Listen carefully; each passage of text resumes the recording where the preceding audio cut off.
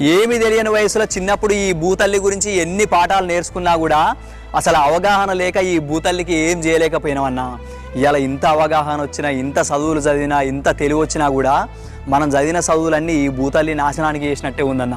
ఎందుకంటే ఇవాళ మనం చదివిన చదువులు విచ్చలవిడిగా ప్లాస్టిక్ను తయారు చేస్తానికి ఉపయోగించి, ఇవాళ మనం చదివిన చదువులు విచ్చలవిడిగా చెట్లని అడవులను నరికేస్తానికి ఉపయోగించి, ఇవాళ మనం చదివిన చదువులు విచ్చలవిడిగా టెక్నాలజీని పెంచేసి ఇన్ని చదువులు చదువుకున్నాగినా మన చదువు మొత్తం ఈ భూమి వినాశనానికి, మననాశనానికి మన చదువునంతా ఉపయోగిస్తున్నాం అన్న. ఒక్కసారి ఆలోచించండి అన్న.